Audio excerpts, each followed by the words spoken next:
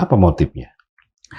Motifnya sebenarnya kita tuangkan di laporannya yang saya sampaikan tadi. Motifnya itu tentu saja ada beberapa hal.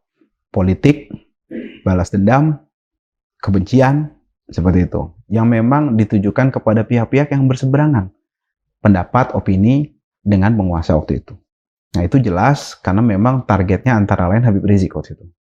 Nah, saya mau sampaikan begini, beberapa hal tuh yang kita ulas di laporan itu adalah bagaimana operasi-operasi ini tuh sebenarnya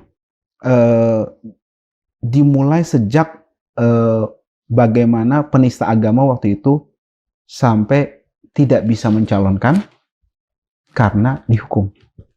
Berlanjut terus sampai puncaknya di KM 50 dan juga pembubaran FPI.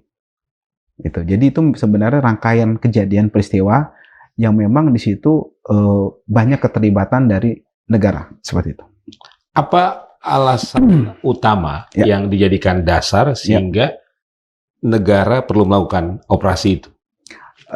Tentu saja itu ditanyakan kepada negara ya. Nah, enggak, maksud saya ada bahaya apa? Ya. Ada ancaman apa? Ya. Sehingga terjadi peristiwa KM 50 ini? Kalau dari rangkaian yang kita bahas di laporan investigasi itu yang akan kita publish nantinya dalam waktu dekat ini, itu jelas negara rezim saat itu sangat khawatir dengan eksistensi dari Habib Rizik dan FPI dan kelompok oposisi.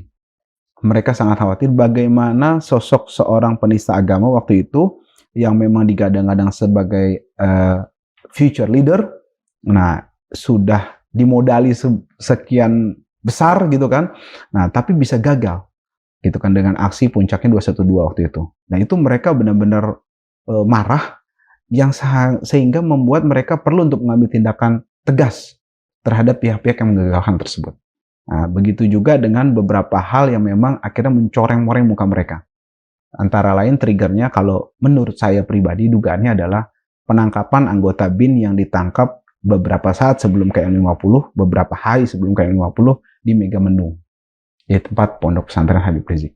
Seperti itu. Itu salah satu pemicunya. Trigger yang menurut saya membuat mereka harus mengambil tindakan tegas terhadap Habib Rizik dan FPI. Seperti itu. Oke, mengapa harus dibawa ke pengadilan HAM internasional? Karena pengadilan HAM di kita, ya, Undang-Undang 26 2000 itu tidak diimplementasikan dengan baik oleh negara.